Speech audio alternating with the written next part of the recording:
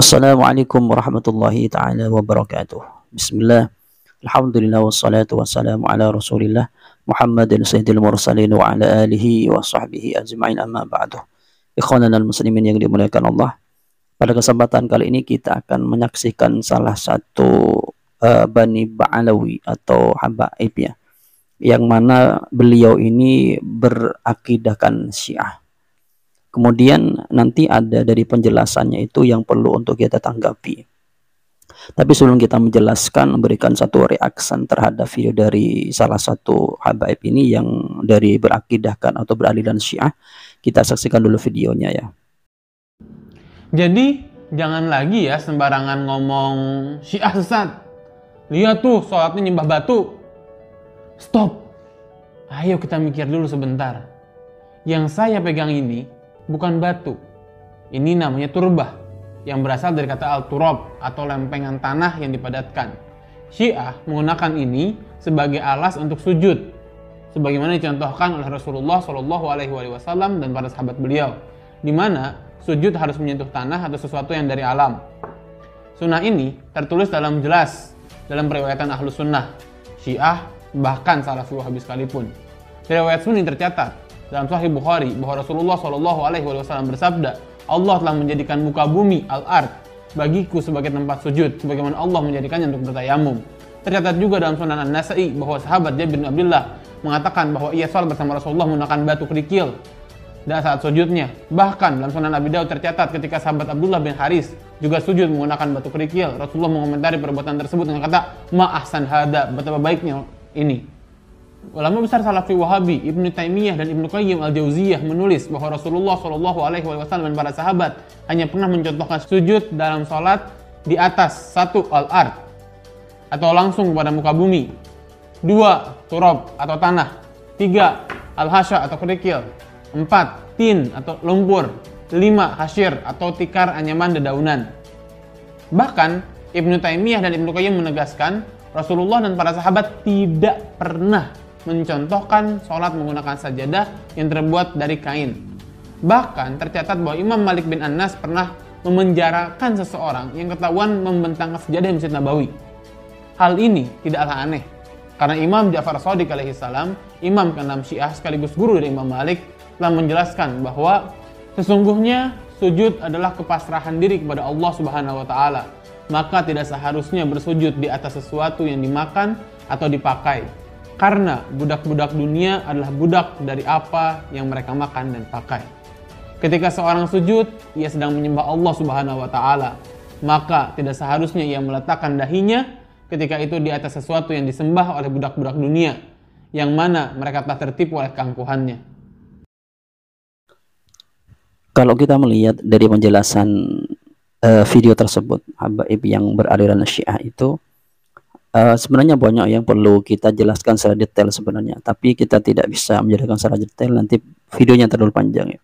Tapi singkatnya begini, ini kalau saya lihat pertama pola yang disampaikan atau inti atau yang mau disampaikan kepada netizen yang menonton video tersebut adalah begini. Pertama, bahwasanya Syiah itu ketika membawa batu ketika dia sujud, yang disebut mereka oleh mereka itu adalah turbah, yang asal katanya dari turab, itu bukan sesuatu yang menjadikan mereka sesat ya, atau pekerjaannya tidak sesat begitu. Kemudian kedua, turbah ini sebenarnya disepakati oleh ahli sunnah dan wahabi pun itu untuk mengatakan perbuatan tersebut itu sunnah, karena memang Rasulullah mencontohkan bahwasanya sunnahnya itu langsung sujud kepada bumi begitu, meskipun bahasa yang disampaikan di dalam video tersebut itu adalah memakai kata harus. Harus berarti kita terjemahkan di dalam bahasa Arab itu wajib. Kemudian dari penyampaian atau dalil-dalil yang disampaikan, sebenarnya kalau kita lihat di dalam bahasa, pakai kemas kita dengan bahasa fikih, sebenarnya bahasa, misalnya dulu Rasulullah itu, misalnya Rasulullah dan para sahabat, ada sebagian dari Rasulullah dan para sahabat itu ketika di sebagian kasus yang dilakukan oleh Rasulullah dan para sahabat itu meletakkan misalnya batu atau apa kepada tempat sujudnya atau pada dahinya, itu sebenarnya bukan serta-merta tidak adanya satu ilat yang menyebabkan mereka melakukan itu, tapi adanya ilat. Apa ilatnya itu? Kalau kita lihat dari hadis yang dibacakan oleh salah satu baik yang berada dalam Syiah di dalam video tersebut, begini kan. Kalau kita lihat dari hadisnya kan begini. Kalau Rasulullah Shallallahu Alaihi Wasallam, atau di sini dikatakan fi sunani Abi Dawud wa ghairihi, kuntu usolli duhra ma'a Rasulillah Shallallahu Alaihi Wasallam fa akhudhu qabdatan minal hasa litabruda fi kafi adauha li jabhati asjudu 'alaiha li shiddatil harri. Di sini perlu dikatakan, perlu diperhatikan oleh teman-teman bahwasanya bahasa li shiddatil harri ini menjadi satu ilat adanya tindakan Rasulullah dengan para sahabat tersebut. Jadi karena sangatnya panas di negara Arab sana, maka ketika sujud, ketika mau sholat duhur, tidak bisa langsung meletakkan dahinya ke tanah, tidak bisa. Maka apa langkah yang dilakukan? Maka meletakkan satu qabdah dari hasok, dari kerikil, atau kita tapi jangan bayangkan kerikil yang tajam-tajam ya. Kita bahasakan biasanya kerikil kecil-kecil gitu ya, atau isu yang sudah segenggam diambil gitu yang dingin, diletakkan di satu tempat sujudnya, kemudian sujud di situ. Lah ini tujuannya untuk litabrudah, agar tidak panas begitu bahasanya tempat sujudnya atau dahinya itu ketika sholat begitu. Jadi ada satu ilat. Jadi ini tidak menjadi satu legalitas bahwasanya sunnahnya membawa satu genggam atau turab yang disebut oleh orang Syiah dimanapun untuk sholat. Tidak menjadi dalil seperti itu. Kita tidak akan menemukan dalil seperti itu atau pendapat ulama yang mengarah ke sana, tidak akan menemukan. Kemudian kalau kita lihat hadis ini di dalam kitab Mirqatul Mafatih Syarh Mishkatil Masabih, di sini dikatakan begini, li syiddatil harri, qauluhu li syiddatil harri ay illatun lil akhdi. Memang benar bahwasanya li syiddatil harri, sangatnya panas ini menjadi satu ilat, jadi faktor sahabat itu mengambil segenggam haso atau kerikil yang ditaruh di tempat sujudnya ketika sholat duhur. Ini menjadi satu tanda bahwasanya fi'lu ini dilakukan karena adanya syiddatul harri, atau kita bahasakan dengan bahasa yang ada di usul fikih kan begini, al hukmu yadhuru ma'illati wujudan aw daman. Jadi hukum ini ada dan tidak adanya berdasarkan ilat. Jadi kalau ada ilat maka ada, kalau tidak ada ilat maka hukum ini tidak ada atau tidak terjadi begitu. Berdasarkan ini maka hadis ini seharusnya ketika tidak adanya syiddatil harri, seharusnya akhdu qabdatin atau akhdu qabdatin minal hasa ini tidak ada seharusnya. Mengambil segenggam dari kerikil ini ketika tidak sangat panas itu tidak mungkin dilakukan. Terbukti Rasulullah itu tidak di setiap sholatnya itu dan para sahabat itu membawa segenggam hasok kemudian letakkan di tempat sujudnya begitu. Kan tidak seperti itu. Ini kan dilakukan oleh orang-orang Syiah gitu. Kemudian juga kalau kita lihat ada hadis yang juga dibacakan di dalam video tersebut, yang kalau kita lihat hadis ini sahih karena termaktub hadis ini di dalam Sahih Muslim. Hadis ini intinya begini, qala fara'aituhu yusalli ala hasirin yasjuduh ay alaihi wa qala wa ra'aituhu yusalli fi thawbin wahidin mutawashshi'an bihi. Jadi intinya Rasulullah itu pernah dilihat oleh sahabat sujud ala hasirin. Jadi hasir itu kita gambarkan adalah satu tempat sujud yang memang dibawa kemudian itu bisa memuat tubuh semuanya. Dalam arti ketika sujud itu tidak hanya dahinya saja tapi semua tempat sujud begitu.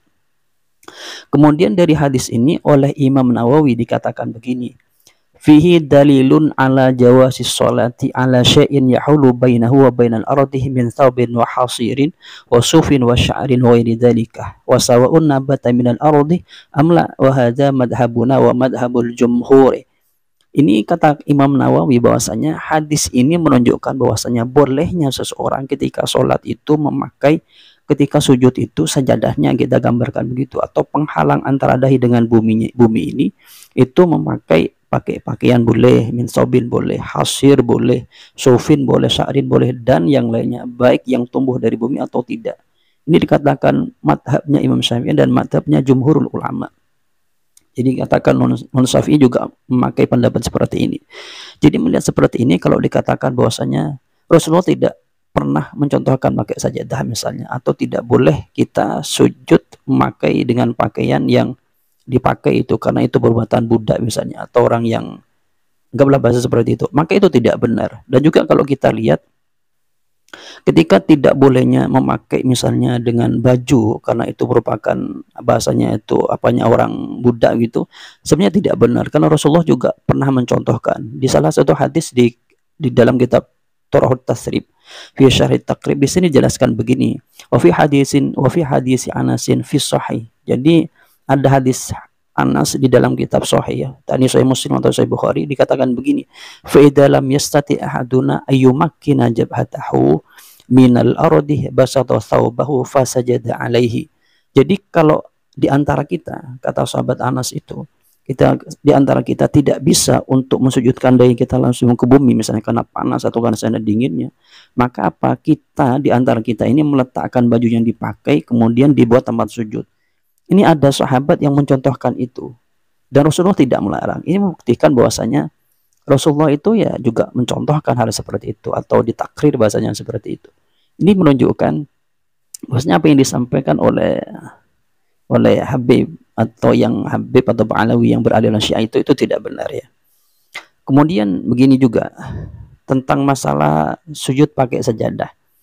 Kalau kita lihat ada satu hadis yang menjelaskan begini. Di dalam kitab Fathul Bari, Ibnu Rajab ada begini ya. Langsung qalat, karena ini dari Siti Maimunah ya. Qalat kana Nabi SAW yusolli alal khumro. Nabi itu pernah dilihat oleh Siti Maimunah sholat di atas humro. Apa humro itu? Humro itu kalau kita lihat menurut pendapat dari Abu Ubaid, al-humro syai'un mansujun yu'malu min saqfin nakhli wa yurmalu minal khuyuti wa huwa saghirun ala qadri ma yasjudu alaihi al-musalli aw fuwaiqa dhalika fa in awdama hatta yakfi rajuluh li jasadihi kullihi fi sholati aw muntajian aw aktsara min dhalika fa wahin idin hasirun wa laysa bi khumratin. Jadi intinya Rasulullah pernah sujud memakai sajadah begitu. Tapi kita bayangkan sajadah versi dulu begitu, tidak versi sekarang. Kemudian dari hadis ini, kalau kita melihat di dalam kitab Ma'alimus Sunan, ada bahasa begini, kultu al-khumrah sajadatun tu'malu min saqfin nakhli wa turmalu bil khuyuti wa sumiyat khumratan li'anha takhmuru wajhal ardi ay tasturuhu wa fihi minal fiqhi jawazus salati 'alal hasiri wal busuti wa nahwiha wa kana ba'du salafi yakrahu ayyusun illa 'ala jadidil ardi. Jadi memang menurut ulama fikih itu diperbolehkan sholat pakai sajadah seperti yang diperhatikan pada era atau pada zaman ini. Maka dari kesimpulan keterangan ini, maka tidak benar apa yang disampaikan oleh salah satu habaib yang beraliran Syiah itu tidak benar. Kalau dikatakan bahwasanya apa yang disampaikan oleh orang-orang bahwasanya Syiah itu sesat karena pakai turbah itu tidak benar ketika dikatakan ini adalah ada contoh dari Rasulullah. Maka Rasulullah tadi itu melakukan misalnya memakai sahabat atau ya Rasulullah ya memakai qabdatan minal hasa itu ada ilahnya. Ilahnya apa? Syiddatil hari atau misalnya hal yang lain begitu. Ini tidak menjadi satu legalitas apa yang dikatakan oleh Habib itu benar. Tidak semua yang dikatakan disampaikan itu kan benar gitu ya. Ternyata itu memang salah secara data atau secara dalil. Kemudian begini, ketika dikatakan sajadah yang dipakai itu tidak pernah dicontohkan, maka itu tidak benar hal seperti itu. Ya mungkin ini ya tanggapan kami terhadap video dari salah satu habaib yang beraliran Syiah. Dari kami kurang lebihnya jazakumullah wa jazanallah ahsanal jaza. Assalamualaikum warahmatullahi wabarakatuh.